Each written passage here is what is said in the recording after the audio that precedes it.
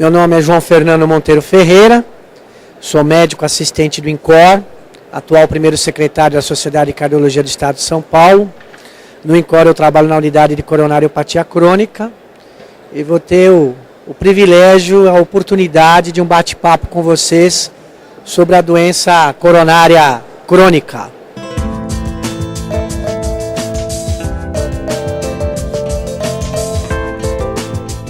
Acho que a gente podia aproveitar a oportunidade e até expandir para falar de tratamento medicamentoso da doença coronária estável. O que você acha? Muito bem. Como é que vocês tratam um indivíduo que tem doença aterosclerótica coronária? Como é que vocês dividem o tratamento medicamentoso dessa doença? O José já falou pra gente. Ele falou em ivabradina. Então, a ivabradina estaria dentro da classe dos chamados antianginosos. Para facilitar a nossa conversa, eu pessoalmente, eu divido em 4 gavetinhas o tratamento medicamentoso da doença coronária. Uma gavetinha, o José já falou pra gente, antianginoso. Quem sugere outra gavetinha? Antiagregante plaquetário. Ele está escondendo o nome dele para não falar o nome dele, que ele é tímido? E antiagregante plaquetário. Como é que está o estado atual em relação aos vasodilatadores? Isso, que cai dentro dos antianginosos, né? Outra coisa, cai dentro dos anginosos, né? Prevenção secundária. Então vamos organizar.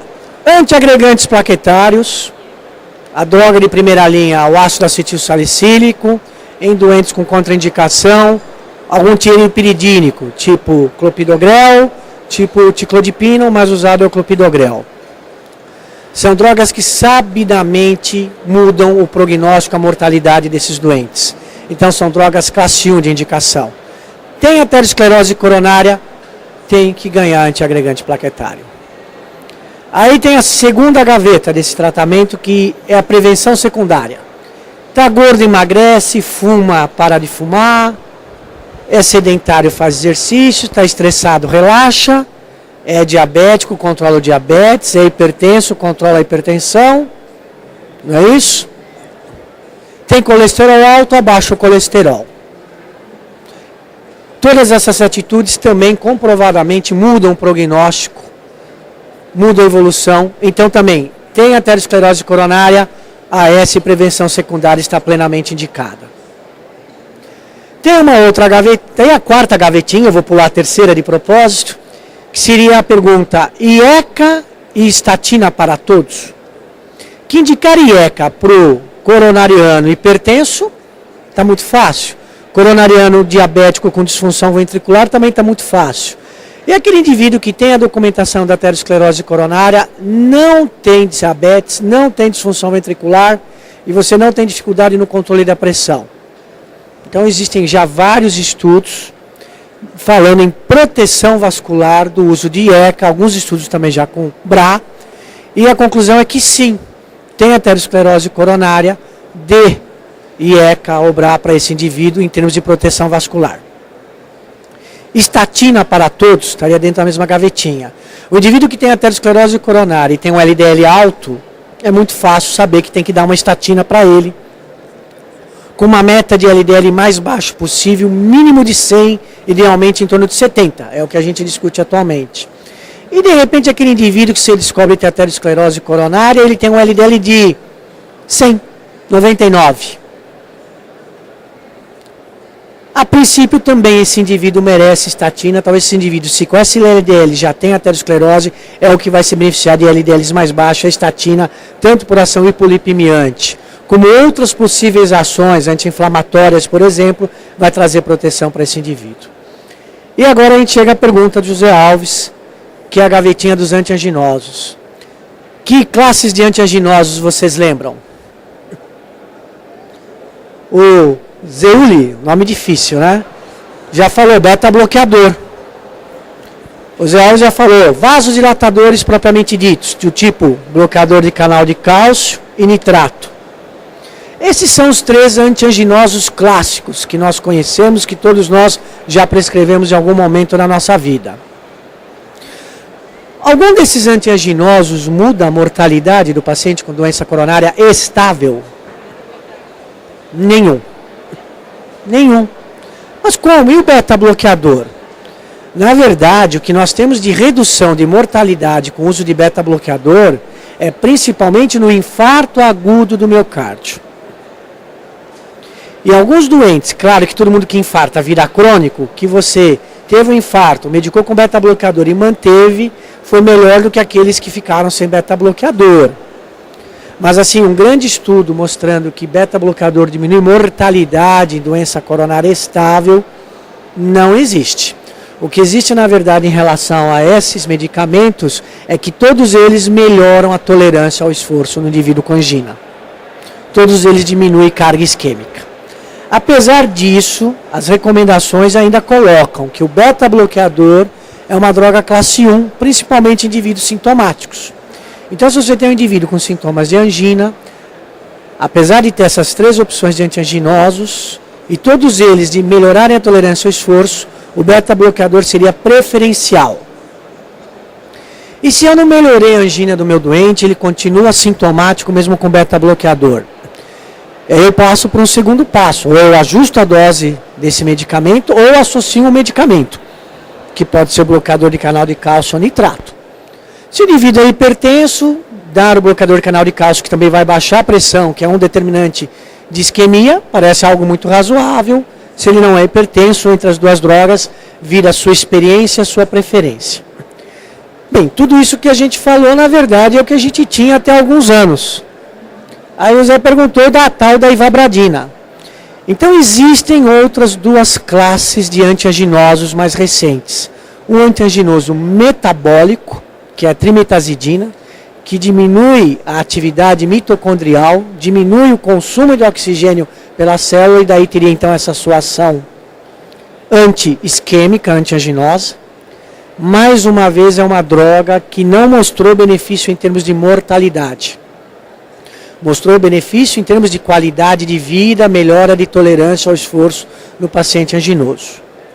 E mais recentemente, a droga chamada ivabradina, que é um bloqueador seletivo dos chamados canais F. É um canal que existe quase que exclusivamente nas células do nosso sinusal, e cuja principal ação dessa medicação não é hemodinâmica, é realmente de baixar a frequência cardíaca. A ivabradina, temos o estudo Beautiful, que mostrou que ela é uma droga muito interessante. Se o indivíduo já é bradicárdico, ela não faz o indivíduo ficar mais bradicárdico. A ivabradina não faz o fulano ter 30 de frequência e com isso ter algum sintoma de baixo débito.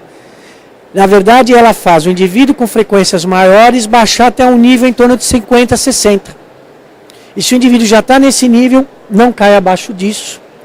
E o Beautiful comprovadamente mostrou melhora da tolerância ao esforço nesses indivíduos e foi um estudo que mostrou redução de mortalidade.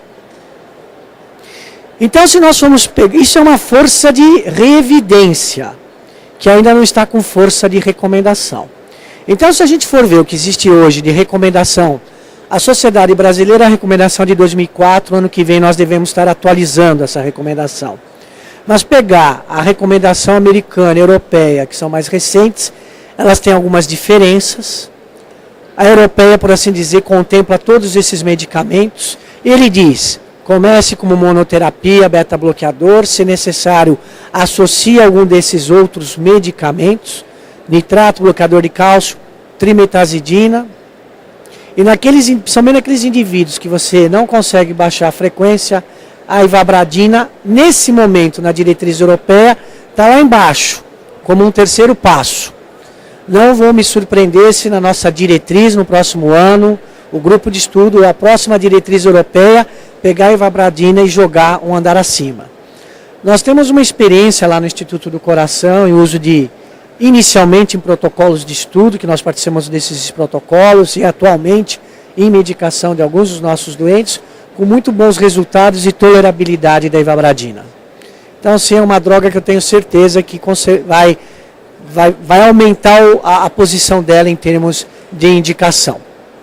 Outro dado interessante sobre ivabradina, que foi a pergunta, estudo SHIFT, resultados recentes, com utilização de ivabradina em insuficiência cardíaca, também mostrando repercussão em termos de hospitalização por insuficiência cardíaca e também em termos de mortalidade.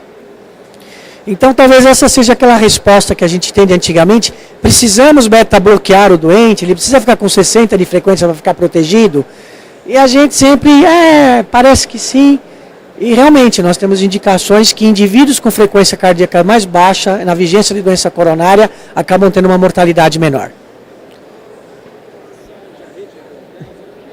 Não. Ação antiarrítmica dessa droga, não. Prevenção de fibrilação atrial, arritmias ventriculares, não. É realmente uma droga bradicardizante e que por conta disso tem uma ação anti-isquêmica. E não sabemos exatamente, talvez por qual mecanismo, também traz uma ação benéfica na disfunção ventricular.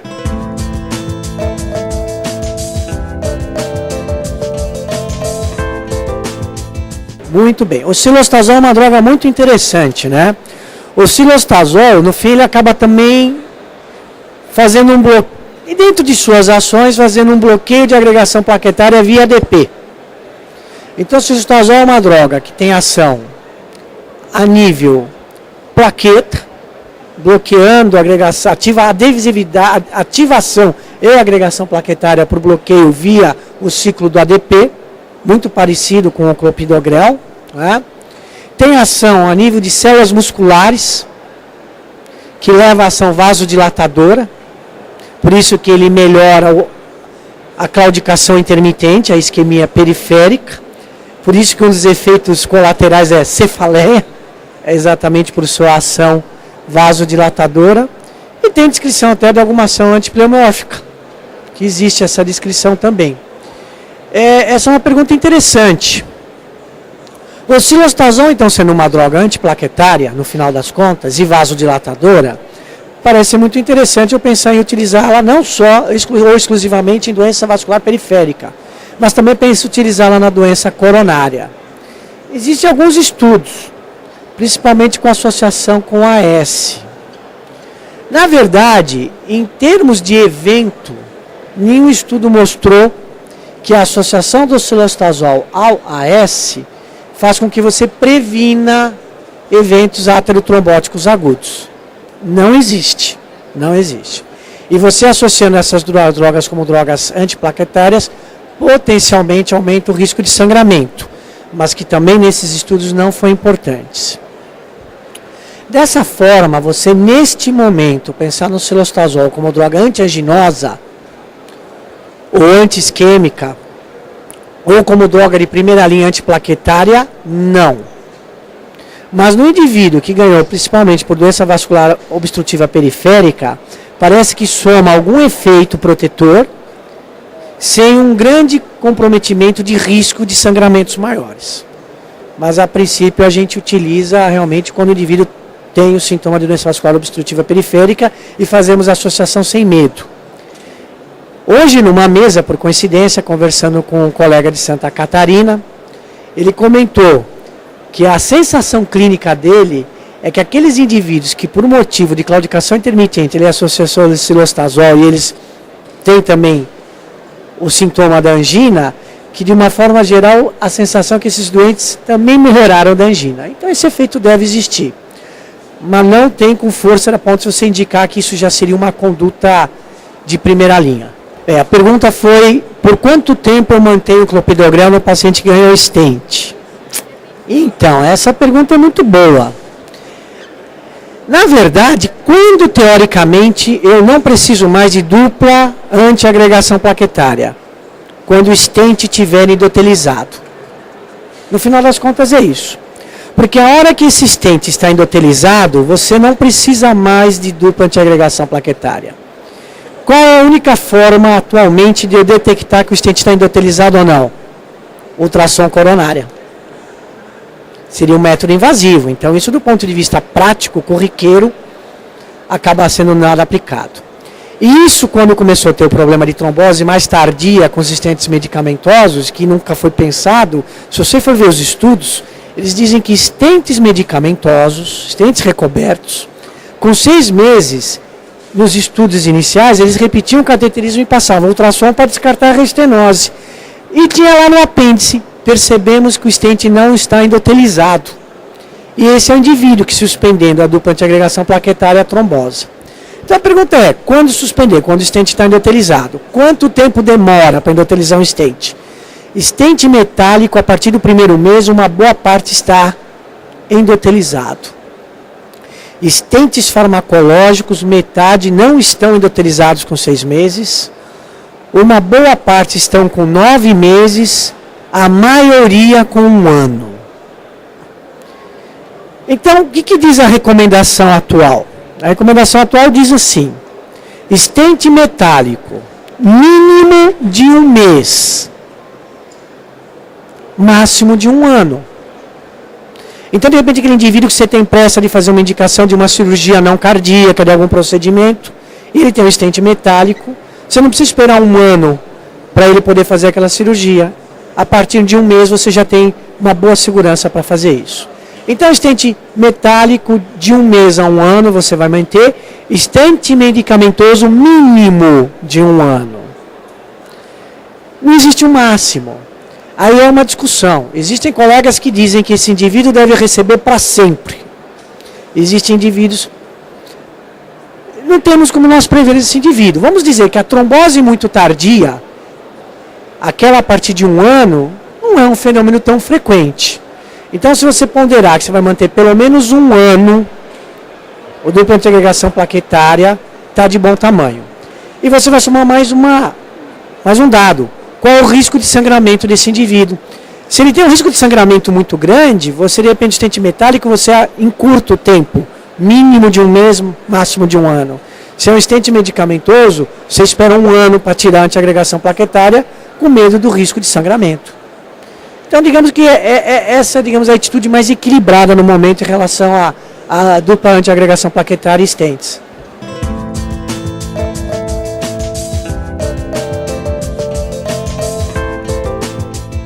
Existem estudos em relação ao uso dessas drogas no doente estável. O doente estável que é rolado nesses estudos é o que teve o evento agudo, você fez intervenção percutânea, ganhou a indicação de dupla antiagregação plaquetária, aí é o AS mais 1, 2, 3, AS plasmogótica agregar, e lógico que, a pergunta da Mariana, eu tenho que manter essa dupla antiagregação plaquetária, então esses doentes, entre aspas, se transformaram crônicos em tomando esses remédios. Não existe. Talvez aquele doente que tem uma trombose de stent, tomando adequadamente clopidogrel, você possa imaginar que deva ser um resistente e que esse doente, então, seja interessante substituir o clopidogrel por outro, de um desses dois que, a princípio, não existiria tal resistência. Né? Mas, assim, no crônico, a antiagregante escolha é a AS. Tem um estudo CAPRI, um estudo bem antigo, que comparou a AS e clopidogrel com a doença estável. E, na verdade, eles são muito similares. Tá? Então, não existe uma superioridade, não. Mas, assim, você tem um doente estável que vem para você e você decide iniciar um antiagregante plaquetário, não existe nenhuma evidência com essas drogas. E esse doente também não precisa de dupla antiagregação plaquetária, o AS a princípio é suficiente. O indivíduo que tem uma angioplastia recente, está na vigência da dupla antiagregação plaquetária e ele de repente fraturou o fêmur. Por exemplo, fez uma colicistopatia. Ele tem que fazer uma cirurgia não cardíaca. Como é que eu procedo? Primeiro, você mantém o AS. O AS, ele só tem que ser indiscutivelmente suspenso, cirurgia ocular, cirurgia intracraniana, medula. Em qualquer outra cirurgia não cardíaca, não é necessidade de você suspender. Existe um risco maior de sangramento desse doente operar um fêmur, operar uma vesícula na vigência do AS, caso comparado a não? Claro que existe. Mas não a ponto de você obrigatoriamente suspender a droga. Então, aquilo que a gente briga com o cirurgião, né? Vai fazer cirurgia não sei o que, ele quer 5 dias de suspendência, a princípio não é necessário. Mas aí ele vai fazer uma punção, aí ele ganhou pela indicação anestésica, vai fazer a RAC, aí é diferente. Então esse indivíduo, você a princípio mantém o AS, suspende o clopidogrel, e o que você pode adicionar como terapia antitrombótica para mantê-lo protegido, heparina. enoxaparina é não fracionada. A gente prefere a enoxaparina, que é muito mais simples. E lógico, por exemplo, suspende clopidogrel, mantém ele com AS, ele começa a enoxaparina. No dia do procedimento, 6 a 8 horas antes, você não dá a dose da enoxaparina, ele faz o procedimento, na sequência ele volta a dar a enoxaparina, dependendo do tipo de procedimento e sua evolução. No mesmo dia você já começa a dar o clopidogrel, porque principalmente o clopidogrel, você imagina que vai demorar em torno de 3 dias para estar fazendo uma antiagregação plena. O prasugrel e o ticagrelor, nós não temos estudos dizendo que a gente indicaria nesses doentes. A princípio, a ação é muito mais rápida, né? Mas isso, a gente vê isso daí, lógico.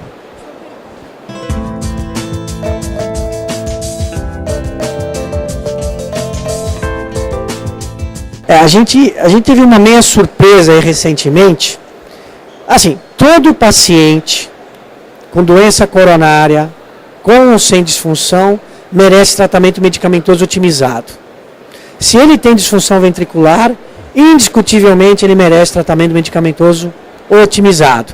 IECA, BRA, beta-bloqueador, daqueles alfa específicos. Né? O que aconteceu? Foi se ver aqueles doentes que tinham disfunção ventricular comparando o tratamento otimizado versus tratamento otimizado mais cirurgia, desse estudo que você está falando. E o resultado inicial em termos de mortalidade é que foi igual. Então nós estamos falando de doentes multiarteriais, obstruções multiarteriais com disfunção ventricular. Esse doente até hoje a gente disse que é um doente classe 1 de indicação cirúrgica. Quando vale a pena operar, gente? Quando vale a pena abrir o peito? Quanto mais a artéria tiver que botar ponte e mais músculo tiver em sofrimento, mais óbvio parece que vale a pena abrir o peito. E isso continua, mesmo com o STIT. Sabe por quê? Ele mostrou que a mortalidade geral do tratamento otimizado e do tratamento otimizado mais cirurgia foi igual. Mas quando você for ver morte cardiovascular, foi menor naquele que foi operado nessa situação. Então a gente continua com a conduta de indicar cirurgia nesses doentes. O que ficou realmente muito mal resolvido foi o subestudo da viabilidade. O que eles fizeram nesse estudo? O senhor é multiarterial, tem disfunção ventricular. Dou todos os remédios que tem que dar, eu opero. Mortalidade cardiovascular naquele que foi operado foi melhor. E aí nesse grupo que foi operado, eles foram ver pesquisa de viabilidade. Se a pesquisa de viabilidade mudou alguma coisa, e não mudou. Teoricamente, o cara com viabilidade deveria se beneficiar mais do que aquele que não tem viabilidade. Ocasionalmente, a gente usa isso para decidir operar ou não um doente. Então, isso ficou uma coisa, digamos, realmente, que ligou uma luz que a gente vai ter que continuar observando.